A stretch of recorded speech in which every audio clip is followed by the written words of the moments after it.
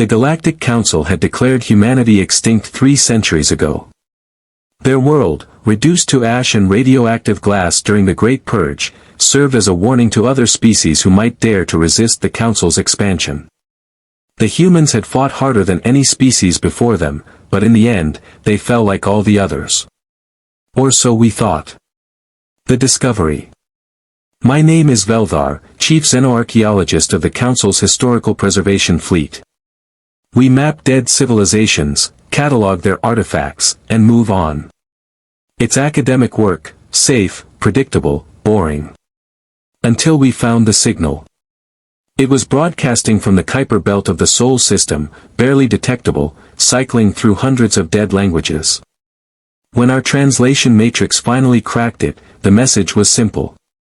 USS Vendetta. Still here.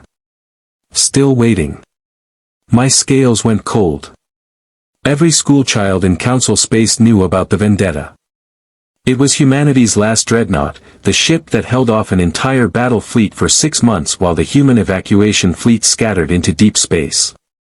Intelligence reports said it was destroyed when Sol's star went supernova during the final orbital bombardment. But here it was. Broadcasting.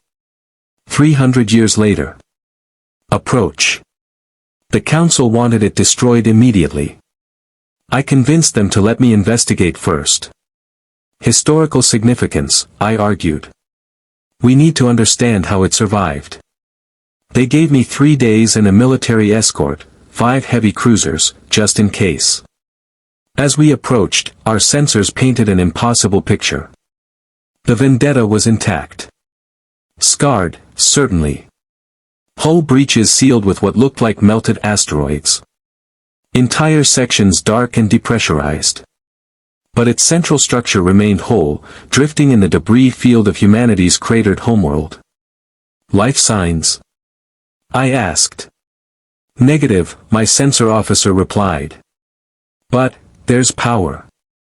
Reactors still running at 15% capacity. 15%. 3 centuries. What were these humans? Boarding. We docked at one of the remaining airlocks. My team consisted of myself, 2 security officers, and Dr. Kess, a specialist in human technology. We were armed, armored, and absolutely terrified. The airlock still functioned. When we cycled through, emergency lighting flickered to life in the corridor beyond, painting everything in blood-red shadows. The walls were covered in writing. Human script, scratched into metal with tools, fingers, anything sharp. My translator struggled with the dialect, but certain phrases came through clearly. Remember Earth. We do not forgive. Day 47,892. Still alive. Still fighting. They survived, Kess whispered. After the battle. Some of them survived on the ship. Impossible, one of my security officers said. No supplies. No support. No way.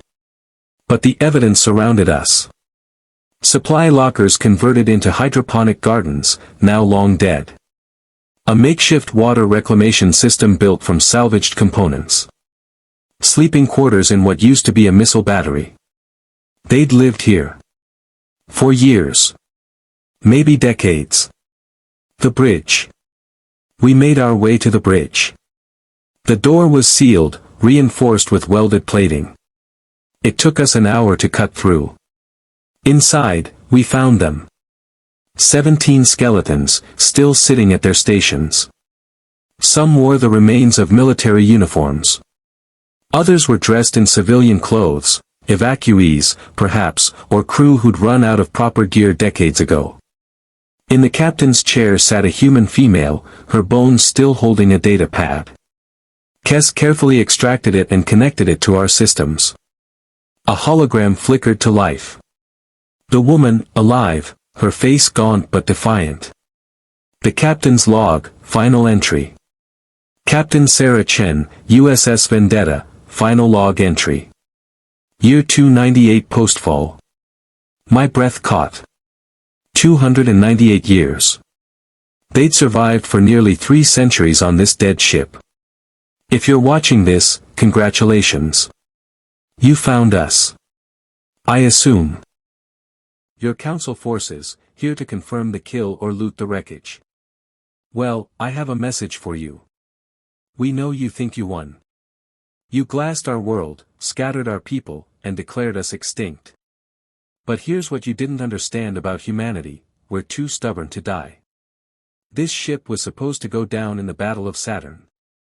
We were supposed to detonate our reactor and take out your flagship in a final blaze of glory. But we survived. Damaged, dying, but alive. So we made a choice. We could try to escape, chase after the refugee fleets with our broken FTL drive. Or we could stay. We could keep fighting. We stayed. The hologram showed scenes from their years of survival. Humans working in impossible conditions, recycling every molecule of air and water. Growing food in compartments exposed to hard vacuum. Teaching children, there had been children, in makeshift schools. And all the while, they'd kept the ship operational. Kept the weapons online. Kept broadcasting their presence to any Council forces that came near. We raided your supply convoys. Ambushed your scout ships. Every Council vessel that got too close to Sol space for the last 3 centuries. We made them disappear. We made you afraid to come here. We turned our graveyard into a fortress. It was true. I'd seen the reports, filed away as unexplained losses in dead space.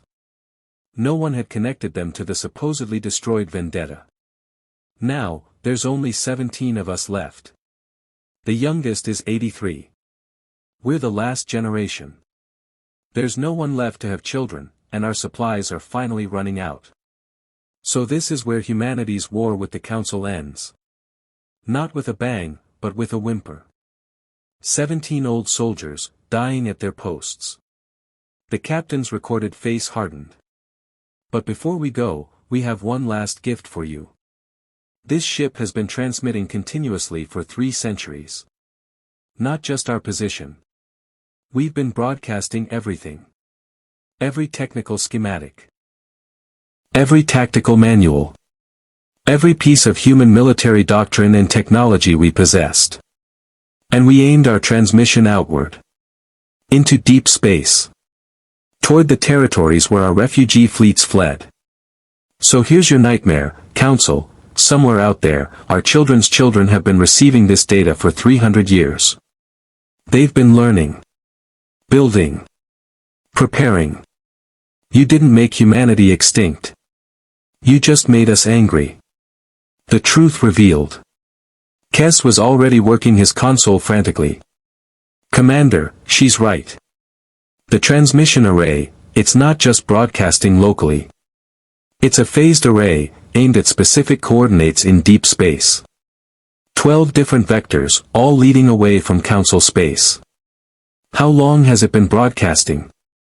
Based on the power logs? Since the day after the battle. 299 years, 4 months, and 17 days of continuous transmission. My blood ran cold. Can we calculate where the signals are going? I can try, but, Kes paused. Sir, I'm detecting gravitational anomalies. Multiple contacts. They're dropping out of FTL. The escort fleet? No, sir. These are coming from the outer system. Dozens of them. No, hundreds.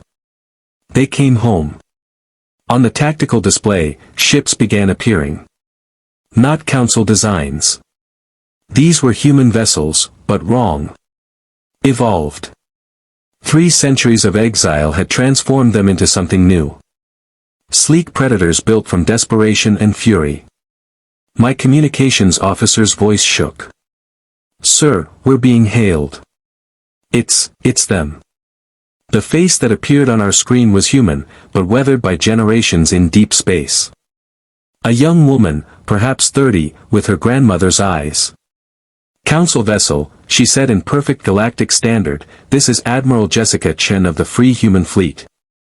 You are in violation of quarantine protocols around Sol Space. And you have boarded my great-grandmother's ship without permission. Behind her, I could see the bridge of a warship that made our cruisers look like toys. And behind that ship, hundreds more materialized from FTL. We received her final transmission 6 months ago, Admiral Chen continued. It took us that long to gather the fleet and return home. She told us you would come. She told us you would find the vendetta. And she told us to be ready. She leaned forward, and I saw 3 centuries of rage focused into a single moment. My great-grandmother kept her post for 298 years. She kept humanity's last warship operational. She kept broadcasting our history, our knowledge, our anger into the void so that we would never forget what you took from us, asterisk. Now we're here to collect our inheritance. Epilogue. The Council's official records state that the xenoarchaeological mission to Sol Space was lost with all hands due to equipment failure. They don't mention the human fleet. They don't mention the demands for reparations. They don't mention the territory negotiations that followed. But I survived. Admiral Chen released me to carry a message back to the Council. I stood on the bridge of the Vendetta one last time before I left. The 17 skeletons had been removed, given proper honors in a ceremony I was allowed to witness. The ship itself was being restored, transformed into a memorial and a promise. As I prepared to leave, a young human technician approached me. She couldn't have been more than 20. My great-great-grandmother served on this ship, she said quietly.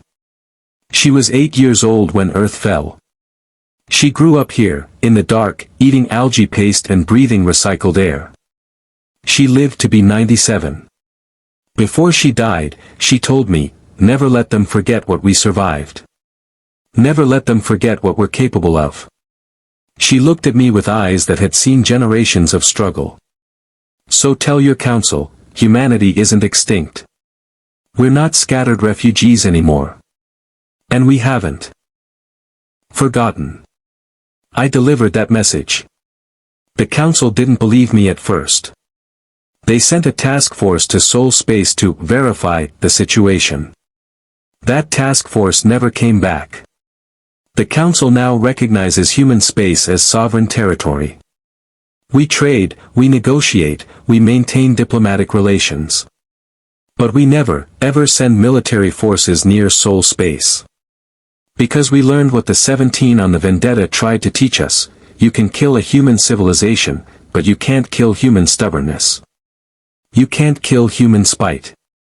You can't kill the absolute refusal to let go of a grudge. The Vendetta still orbits in Sol Space, fully restored now. It doesn't need to be operational. It doesn't need weapons. It just needs to be there. A reminder. A promise. A threat. We're still here. Still waiting.